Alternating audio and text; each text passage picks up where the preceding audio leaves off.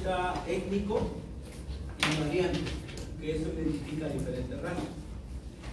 La parte posterior, te decía, está formada por lo que vienen a ser estos huesos que van a constituir parte de la cara. Arriba, en la parte superior, tenemos los nasales. Los huesos nasales, como se sabe, son huesos pares, están unidos, ¿no? Porque hay que recordar que esto viene a ser una sutura, no es en realidad una articulación de las cosas. Es una sutura que se llama sutura armónica, ¿no? A diferencia de las otras suturas, como las del cráneo, que son dentadas, o de repente la otra sutura que ustedes conocen, que se da entre el parietal y la porción escamosa del temporal, que se llama una sutura C, ¿no? Así se denomina. Pero esta de acá es una sutura armónica. Para la parte lateral aparece ya el maxilar, pero al fondo también ya aparece el etmoides, ¿no? El etmoides y por supuesto los parásitos. El mayor constituyente que vemos aquí, te decía, son cartílagos. Los cartílagos laterales, y vamos a encontrar el alar mayor, los alares menores. Sin embargo, cuando estos empiezan a unirse, no lo hacen de manera perfecta. ¿Por qué? Porque va a dejar ciertos espacios. Entonces, estos espacios van a estar cubiertos por una membrana fibrosa. Entonces, es finalmente la que va a terminar de cerrar y obviamente de formar toda esta región que nosotros llamamos como pirámide nasal. Tener cuidado que cuando uno utiliza a veces el concepto fosa nasal, muchas veces estamos pensando que este inicio o esta porción tubular, ¿no? Obviamente esta es la abertura inferior que es la narina, pero esta porción, digamos que esté contenida dentro, no es la fosa nasal.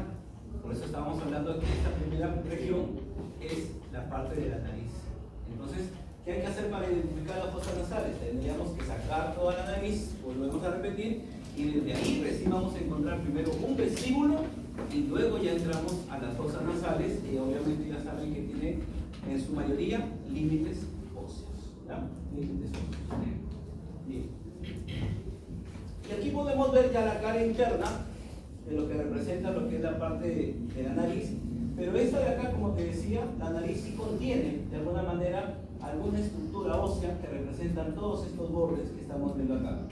Y el cartílago, que es medial, que ya sabemos que es la parte del cartílago del tabique, ya va a tener también componentes óseos como el bómer, por ejemplo, que está dentro de lo que es el tabique ya de la fosa nasal, y también el hueso etmoides ahí que lo vamos a encontrar. Bueno, la membrana que te había mencionado, la parte muscular, recordemos algo, toda la zona de la nariz está recubierta por añejos, es decir, tiene piel, tiene tejido adiposo y tiene glándulas, pero no sudoríparas, sino glándulas sebáceas. Ahora, la inervación, como ustedes saben, a nivel de la cara tenemos una inervación motora y una inervación sensitiva. La motora está a cargo del facial y la sensitiva a cargo de las tres ramas, las V's, ¿se acuerdan? La rama oftálmica, la rama maxilar y la rama mandibular del tejido. Ahora, ¿qué más? Bueno, lo que te había mencionado, algo que me había olvidado es que aparte de tener caras, también nosotros tenemos surcos, ¿no? Un surco nasogeniano y también en la parte inferior que se llama el surco nasolabial, ¿no? Surco nasolabial. La vascularización. Si nosotros recorremos o retrocedemos para ver cómo llegamos a estas arterias que son las arterias nasales, tenemos que partir primero desde el callado aórtico. Recordemos, a nivel ventricular izquierdo nace la arteria aorta. La aorta en su primera posición nace la aorta ascendente, con sus dos ramas que vienen a ser las carótidas. Luego viene el arco.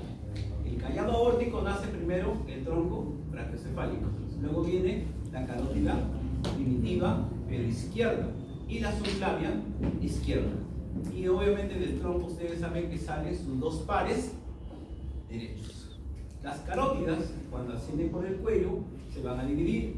Una va a ir hacia adentro, que es la carótida interna, y luego viene la externa. La externa va a dar su rama facial, ¿correcto? Esa es la que va a seguir su recorrido. Y luego va a dar su rama oftálmica, la que finalmente nos da la rama nasal. Es ahí donde termina, ¿no?, esta rama que va a llegar a esta región de lo que es la nariz. Y la inervación, que es lo que ya hemos mencionado. Ahora, esto es lo que te mencionaba. Para la parte del examen ahí que te va a hacer esta nota, debes de saber que todos estos son motivo de pregunta y todas hay que analizarlas, ¿ya? Cualquiera de ellas, de las paredes, nos interesa para ir analizando punto por punto. Muchachos, cuando nosotros tenemos mucha información, porque a medida que avanza el ciclo, todos los cursos te empiezan a nutrir, tenemos que, como anatomía, utilizar ciertas referencias para ir entendiendo, porque la anatomía hay que entenderla, aparte de los esquemas, los dibujos, hay que ir entendiendo para poder ubicarnos en lo que viene a ser el tema de las paredes de las fosas nasales. ¿Cuál es el punto de partida? La boca. A nivel de la boca, nosotros recordamos que el techo de la boca se conoce como paladar, ¿correcto? La parte anterior se le llama paladar duro, ¿correcto? Y la parte posterior, paladar blando. El paladar duro, que es anterior, está formado por ¿quién? Por el palatino, ¿estamos de acuerdo? ¿No? Por el hueso palatino, pero también por el maxilar. Y la parte posterior, obviamente, que es muscular. Ahora, si ya tengo identificado lo que representa el techo de la boca, lo que es para la boca el techo, para la fosa nasal sería el piso. Entonces, ahora yo ya me ubiqué en el piso y ya tengo entonces la parte inferior de las fosas nasales. Entonces yo, al haber ubicado a los dos huesos, ya puedo determinar que el maxilar, a través de su apófisis palatina, que lo estábamos viendo, y el otro que viene a ser el palatino, a través de su lámina horizontal, conforman ese piso. ¿Estamos de acuerdo? Van a conformar ese piso. La pared superior no es que no sea conocida, sino que tantas veces nos preguntan, que obviamente uno ya se acostumbra a definir que este hueso de la base del cráneo, sabemos que tiene una serie de agujeros que se llaman cribas, la razón por la cual se le conoce como lámina cribosa, y que ya sabemos que por ahí pasan los clientes nerviosos del primer par craneal, ¿correcto? Que es el olfatorio. La pared medial, esto es para tu práctica, ¿no? Ya te pasa el dato, ¿no? La práctica le gusta ese dibujo, ¿no? Característico, ¿no? Recordemos que aquí el cartílago recibe su mismo nombre, pero también entra el etmoides y también entra el vómer, que es este hueso impar. Sin embargo, debemos entender algo. La parte medial, muchachos, el tabique, tiene una parte superior. Y cuando uno, a través de un equipo de exploración, puede observar la parte superior de las fosas nasales, se observa una mancha, se llama la mancha vascular. Pero es ¿por qué? Porque aquí hay un plexo que se llama el plexo de Kiesewetter. Este plexo es el que le da, obviamente, la vascularización. El detalle, ¿cuál es?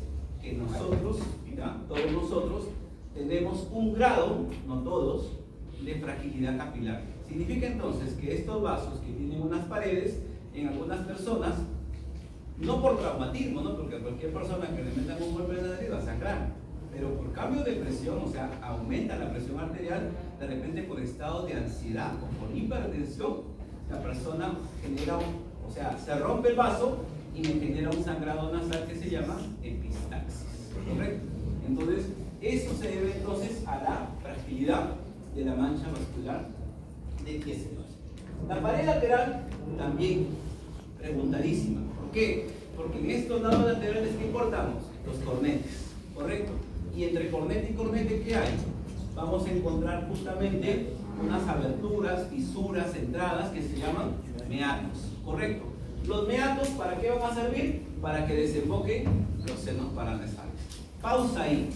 ¿Qué es un seno paranasal? Un seno paranasal se define como una cavidad neumática. ¿Y el concepto neumático qué significa? Está lleno de ¿qué? De aire. ¿Y por qué está lleno de aire? Porque lo que se busca, ¿no? Esa es una de las funciones, es que se disminuya el peso específico de la cabeza, si no caminaríamos mirando hacia abajo, ¿no? Si fueran los huesos compactos. Entonces, justamente estos cuatro huesos, el frontal, el maxilar, el etmoides y el esfenoides, son los huesos que contienen justamente estas cavidades. Aparte de ser cavidades neumáticas, ¿qué son? Cavidades de resonancia. Todos nosotros tenemos una voz característica y es justamente por la resonancia que genera la voz en esta región. Finalmente, están tapizadas, no son hueso nada más. Y ese tapiz, al ser membrana mucosa, va a permitir que tenga vascularización. Y obviamente, Recordemos que esta área no es un área estéril. Nosotros tenemos, por ser zona de piel y estar en contacto con el aire, nosotros tenemos acá algunos tipos de bacterias que son gram positivos, como los llamados estreptococos. Y estos estreptococos pueden invadir a esa zona y pueden inflamar y generar obviamente un cuadro llamado sinusitis, ¿no es cierto? Que es la inflamación de los senos paranasales y que cuya clínica, aparte de tener una tremenda descarga nasal, no es esa coloración transparente, ¿no?, de estos cuadros gripales, sino es una coloración que tiene pestilencia, ¿no? Es, obviamente hay bastantes neutrófilos, ¿no?, que es como la primera línea de respuesta y generan esa descarga, ¿no? Y el dolor característico central, ¿no?, hasta acá, ¿no? Recordemos que en este lado están los senos frontales. Entonces, muy diferente a las migrañas, si es que algunos de ustedes han tenido esa migraña, pero es diferente el dolor. El dolor es central. La migraña normalmente es hemicranial, ¿no? Hemicranial significa que puede ser izquierda o derecha, que es pulsátil y que a veces va acompañado de afectación del dolor ocular, lagrimeo, etc. ¿Ya? Entonces, aquí el medio, el meato medio, es el que va a, digamos, a recibir a la mayoría, en este caso, de senos que van a desembocar, ¿no? En este caso, el frontal, el maxilar. Recordemos que el etmoides normalmente no tiene senos, no tiene cendillas, ¿no? Y hay cendillas etmoidales anteriores, medias y posteriores. Entonces, las anteriores y medias van a ir a esta región, a este meato, mientras que al superior vienen las posteriores, que se han mencionado. En el inferior no va a desembocar, no olvidar eso, ningún seno paranasal, pero sí lo hace el conducto, en este caso la lima, ¿no? La parte posterior también lo conocemos, las coanas, ¿no? Las coanas en este caso son las aberturas que van a comunicar con la siguiente cavidad que se llama nasofaringe, ¿correcto? La nasofaringe. Igual que lo que te mencionaba, ¿no? Entonces acá está justamente estas regiones que vienen a ser los cornetes, y aquí es donde nosotros vamos a encontrar en estas hendiduras a los meatos y las desembocaduras respectivas que hemos mencionado. La vascularización similar, muchachos, y cada seno paranasal, ahora hablando, porque habíamos hablado de un tema de una aplicación clínica, cada seno paranasal tiene una particularidad, ¿no es cierto?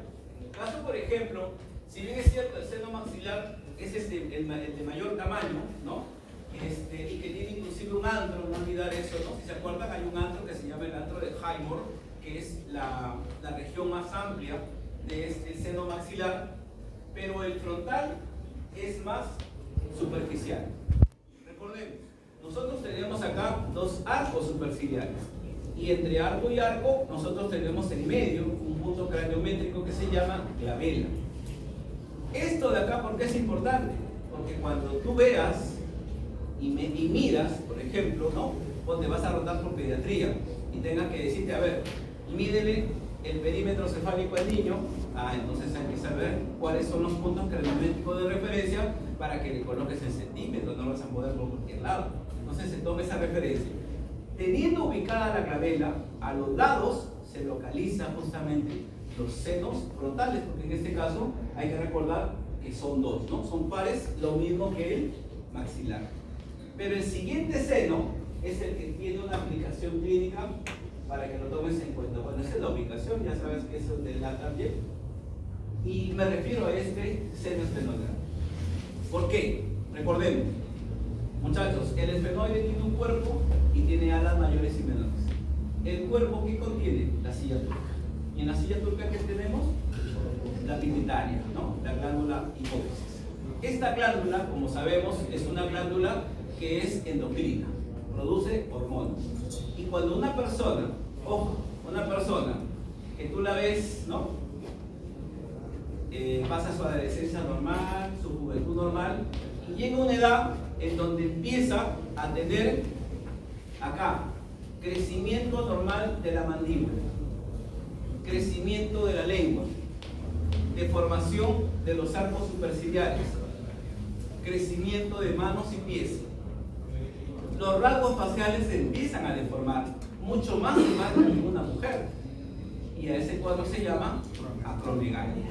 Entonces la acromegalia viene a ser una hiperfunción de la hipófisis por un aumento de hormona de crecimiento, ¿o no? Ahora, ¿cuál es la causa más importante de esa acromegalia? Un tumor, un adenoma hipofisial. ¿Sí? Y esos adenomas normalmente son benignos. El problema es la localización. ¿Por qué? Porque el esfenoides es que un hueso de la base del cráneo. Ahora, ¿lo vas a abordar por arriba? Posible, no le vas a sacar los dos hemisferios cerebrales, ¿no? No. Entonces, ¿el abordaje por dónde es? Y al hacer justamente este abordaje, vas a pasar por el seno esfenoidal. Y a esa cirugía se llama una cirugía transesfenoidal, que es obviamente el abordaje quirúrgico más común para poder aspirar a esos adenomas que son hipofisiales. ¿Ya? Las cirillas que ya lo hemos mencionado. Bueno, y entramos a la laringe, muchachos. Vamos acá entonces con la laringe. A nivel de la laringe, como ya sabemos, la laringe posee en este caso cartílagos, posee músculos, posee ligamentos y algo importante, ¿no? Que a veces nos hemos acostumbrado tanto a pensar que solo los huesos se articulan, cuando acá los cartílagos también se pueden articular. A nivel de los cartílagos sabemos que la laringe, ¿cuántos cartílagos tiene? Tiene 9, que son 3 impares y 3 pares. Los impares se les llama estructurales, los pares se les llama funcionales. En el caso de los impares, correcto, vamos a ver entonces que acá el cartílago más grande y más importante es el cartílago tiroides, ¿no? Es un cartílago que tiene forma de escudo, que obviamente tiene 2 caras, en este caso laterales, y que están unidas en esta parte que se llama borde anterior. Este borde anterior, visto de lateral, tiene una prominencia.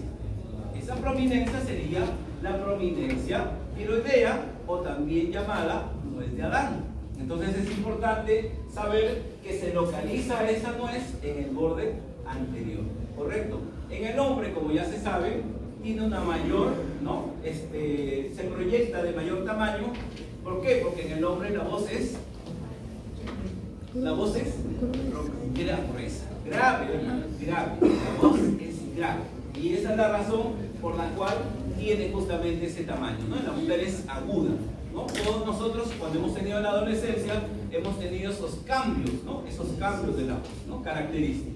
Bien, ahora, pero aparte de eso, va a tener 2 astas, un asta superior y un asta inferior, que en algunos textos le llaman cuernos, ¿no? Cuernos. Ahora, abajo, abajo, el cuerno inferior, mira acá, el cuerno inferior, el asta inferior, va a articularse, ¿sí? Acá hay una articulación con el cricoides. Entonces el cricoides en su cara lateral posee una superficie, ¿estamos de acuerdo? Para esa articulación, que se va a llamar articulación cricotiroidea, la cual, si es que nosotros reconocemos, son superficies planas. Y ya sabemos nosotros, por Anato 1, que las articulaciones de superficies planas se llaman artrolias, ¿no? Que se le conoce así, ¿no? Bien, acá en medio vamos a encontrar la presencia de una hendidura, ¿ya? Una hendidura o una escotadura que está a nivel del borde superior, pero uniendo las 2 caras, en este caso de este cartílago tiroides. Bien, acá podemos ver el borde lateral, y ahí está justamente esta prominencia que te decía, que esto es la nuez de Adán, el borde anterior. Acá obviamente están las astas, ¿no? Y acá está la articulación. Pero ¿qué pasa en la cara posterior, muchachos? Acá en la cara posterior es donde viene el cambio. ¿Por qué? Este cartílago que estamos viendo hacia arriba, ¿no? Que tiene forma de hoja, este es el epiglotis. Algo importante, el epiglotis, a diferencia del tiroides, tiene diferente naturaleza. Me refiero al tipo de cartílago, porque normalmente los cartílagos de la laringe son de tipo hialino. En cambio, el epiglotis es de tipo elástico, ¿no? Es de tipo elástico. Ahora miren, este cartílago presenta en su base una extremidad inferior. Luego viene el tallo y finalmente tiene un ligamento. El ligamento que se llama tiro epiglótico. Este ligamento tiro epiglótico se va a insertar en una entrada que tiene justamente el cartílago tiroides y va a permitir entonces esa inserción. Entonces, una cosa importante, hasta ahora no hemos hablado de músculos. Por lo tanto, lo que tiene que quedar claro es que si bien es cierto, cuando se habla de epiglotis, me dice que el epiglotis cierra la laringe durante la deglución, ¿correcto? Pero no es que tenga movilidad, porque no tiene ningún músculo ahí. Lo que sucede normalmente es que cuando tú pasas el alimento, la laringe se eleva, o sea, hace esto. No es que haga esto, ¿correcto? No tiene movilidad, por si acaso. Bien. Luego, muchachos, tenemos, bueno, ahí está nuevamente el cartílago, y acá vamos viendo en este caso el cricoides. El cricoides tiene forma de un anillo con sello, ¿no? Como en la antigüedad. La parte anterior es casi una cinta, y obviamente la parte posterior es la que tiene el mayor tamaño. Hemos hablado que en los bordes laterales, ¿estamos de acuerdo? Vamos a encontrar las superficies articulares para las astas inferiores de tiroides, ¿no? Para esa articulación. Pero aparte de ello, vamos a encontrar que arriba, puedes ver, tiene dos superficies triangulares. Y ahí encima de esas dos superficies van a venir los dos aritenoides, ¿correcto? Los dos aritenoides. Y obviamente estos aritenoides, a diferencia de los primeros, sí se unen a ligamentos y a músculos. Por eso es que al movilizarse van a llamarse funcionales, ¿ya? Van a tener esa carilla articular. Ahí está el epiglotis, te decía que tiene una naturaleza distinta. Y este epiglotis, por si acaso, en su cara anterior presenta unas ranuras que se llaman valléculas epiglóticas. No es que tengan una importancia, sino que el nombrecito le gusta a los que hacen los exámenes, ¿no? Ya lo van viendo, ¿no? Valléculas epiglóticas, ¿no? A diferencia que contaran el tallo epiglotico, el ligamento, ¿no? Y ya lo hemos mencionado, la inserción en este caso en el epiglotis, ¿no? Obviamente acá parte de la cara es, en este caso, es cavada, es decir, cóncava, ¿no? Cara cóncava. Los aritenoides, que ya te había mencionado, presentan una base, forma triangular, y la base descansa sobre ¿quién? Sobre el cricoides, ¿no es cierto? Sobre su superficie posterior. Pero además hay que recordar que esta base, ¿no? Si bien es cierto descansa sobre el cricoides, ellos también presentan un vértice. Y encima de este vértice están los otros cartílagos, en este caso funcionales, que son los orbiculares. Sabemos que también existen acá los uniformes, ¿no? Pero escúchame, ese otro grupo de cartílagos, la teoría dice que son inconstantes, o sea, no todo lo tenemos. Y el otro punto, ¿sabes cuál es? Es que son sesamoideos. ¿Se acuerdan de ese concepto, no? Cuando uno decía, anato 1, la rótula es un hueso sesamoideo, ¿por qué? Porque se encuentra en el espesor de un tendón. ¿Se acuerdan o no? ¿En qué tendón se encuentra la rótula? En el tendón del cuádriceps crural. Ahí se va a insertar. Pero acá también aproximadamente los uniformes, no olvidar, tienen esas dos características, inconstantes y que son sesamoideos. Por lo tanto, si son sesamoideos, van a estar dentro de lo que es un tendón o un ligamento, porque acá son estructuras pequeñas, sería en este caso dentro de un ligamento. Pero, vuelvo a repetir, casi no tienen una funcionalidad específica. Bueno, ahí está lo que te mencionaba, ¿no? Bien. Ahora las articulaciones. Te había mencionado ya que la cricotiroidea, ¿no? La cricotiroidea era una articulación que normalmente era entre superficies planas, por eso es una artróide. Pero la cricoaritenoidea, recordemos, el cricoides es circular, como un anillo, ¿no? Te dije, adelante una cinta y atrás es ancho. Y atrás tenemos dos superficies, ¿correcto?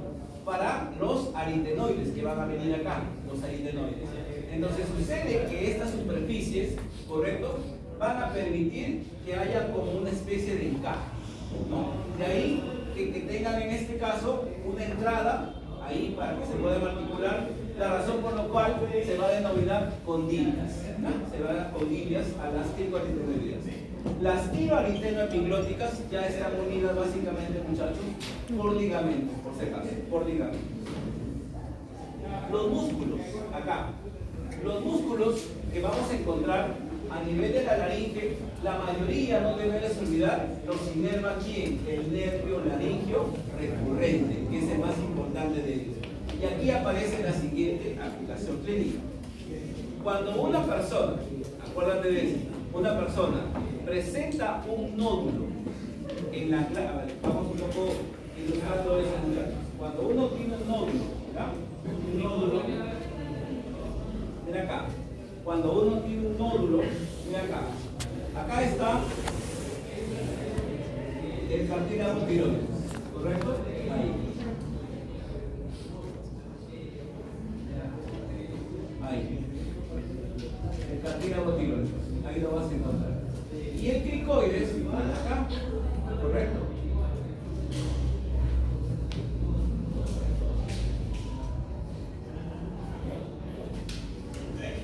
Ahí está la articulación, ¿no es cierto?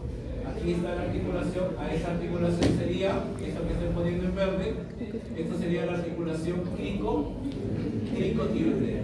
Ahora, muchachos, por debajo se supone que ya viene el primer anillo traqueal. ¿Está bien o no? El segundo anillo traqueal, y a partir del segundo anillo traqueal es donde ya viene justamente ya la proyección de ambos lóbulos. Ustedes conocen esto, ¿no? Los lóbulos tiroideos unidos por el istmo, ¿estamos de acuerdo? Por el istmo, y que en algunos casos ya saben que existe aparte otro lóbulo, ¿no? El lóbulo piramidal de la lóbulo, está ahí, ¿cierto? Ahora, si una persona puede tener, vamos a suponer, pueda tener un nódulo, ¿no? Un nódulo, ¿sí? Que hay que extirparlo. ¿Por qué? Porque estos nódulos son precancerígenos. O en el peor de los casos, la persona tenga un carcinoma, normalmente lo que se hace, acuérdense siempre de esta terminología, ¿sí? Este sufijo significa extirpación, ¿sí? Una apendicectomía, una colecistectomía. En este caso estaríamos hablando de una tiroidectomía. Parcial o total. ¿Cuál es el detalle, muchachos? Que cuando uno ve el plano, nosotros recordamos qué pasaría si nosotros viéramos a la tiroides en un plano horizontal. O sea, acá está la parte anterior y acá está la parte inferior. ¿Qué sucede? Que la tiroides tiene esta forma, ¿no? Así tiene la tiroides tiene esa forma. Vista desde arriba, ¿sí? Vista desde arriba. Se ve de esta manera la tiroides. Lo que significa entonces que tiene una cara anterolateral y obviamente tiene una cara posterior. La cara posterior obviamente va a estar en relación ¿a quién? Primero a la tráquea, ¿no es cierto? La tráquea se encuentra a este nivel, pero atrás vamos a encontrar a lo que es el esófago, ¿no? El esófago ahí lo vamos a encontrar. Pero dentro de este área, ¿sabes? Aquí vamos a encontrar acá, vamos a encontrar, vamos a ponerle en verde, al nervio laringio recurrente. Ese es el tema. Es decir, que muchas veces el cáncer o el nódulo puede estar justamente limitando, circundando al nervio laringio recurrente, obviamente que son dos, ¿no? Los dos laringios recurrentes que son ramas del neurogástrico. Entonces, si uno aplica una tiroidectomía, puede que en la cirugía te lleves a los dos o a uno de los laringios recurrentes. ¿Y eso qué va a provocar? Que los músculos responsables de la fonación, ¿estamos de acuerdo? Porque este es el aparato fonador, se vea obviamente perjudicado y haya una parálisis de estos músculos. Lo que va a terminar que la persona tenga una afasia, como un mecanismo, como una complicación de esta cirugía. Por eso es importante tomar en cuenta siempre la relación que tiene este laringio recurrente. ¿Hay otro laringio? Sí, el laringio superior, pero vamos a recordar después a qué músculo lo va a inervar. Bien. Vamos avanzando con esto. Aquí viene de la parte de la laringe, la pregunta clásica de examen acá. Vamos a dibujártelo para que se deje de vaina. Mira acá, cuando uno observa por dentro a la laringe, muchachos, observa la parte de la entrada de la laringe por dentro. ¿Sabes cómo se llama? Se llama vestíbulo. ¿Estamos de acuerdo? Ese es el vestíbulo. Y luego vamos a observar que este vestíbulo presenta o va a estar en contacto con unos pliegues. ¿Estamos de acuerdo? Estos pliegues, mira acá, este pliegue se llama pliegue vestibular. O sea, lleva el mismo nombre, ¿ya? Pliegue vestibular. ¿Y cuál es la importancia de ese pliegue vestibular? Es que este pliegue vestibular se caracteriza porque carece de músculos. No hay músculos. ¿Sí? Ahora tú analiza, si no hay músculos, recordemos que el músculo ¿con qué está asociado? Con el movimiento. Ya, entonces por ahí vamos viendo, ¿no? Tómale en cuenta. Y inmediatamente debajo de ellos vamos a encontrar a otro pliegue. Ahí, este pliegue. Y este pliegue, a diferencia del primero, ¿no de acuerdo? Se va a caracterizar porque este sí presenta músculos, ¿correcto? Presenta músculos. ¿Cómo se le llama a ese pliegue que presenta músculos? Se le llama pliegue vocal. Pliegue vocal. Ahí está. ¿Listo? Si la parte que es la entrada, ¿sí? La que inicia o la que apertura la laringe es el vestíbulo, la parte que ya va a comunicar con la tráquea, muchachos, la parte que va a comunicar con la tráquea, se le llama la cavidad infraglótica. Cavidad infraglótica. Muy bien. Una vez dicho esto, las preguntas típicas vienen acá.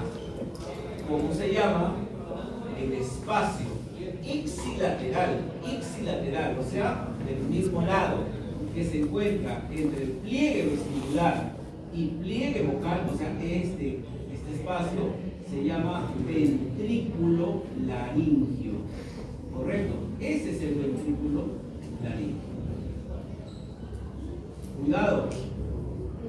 También te pueden preguntar, si ya lo conozco, cómo se llama la estructura que se localiza entre el ventrículo y el vestíbulo. Pliegue vestibular. ¿Estamos de acuerdo? ¿Sí? Cuidado que nos puedan preguntar esa relación. Ahora escúchame, a este pliegue vestibular nosotros lo conocemos con otro nombre. Le llamamos cuerda vocal falsa. ¿Y por qué es falsa? Porque no se mueve, ¿correcto? Porque carece de músculos. En cambio, la cuerda del pliegue vocal sí se llama cuerda vocal. Muchachos, visto desde arriba, ahora ya lo identificamos, visto desde arriba, ¿qué es lo que sucede? Bueno, los músculos, ¿ya?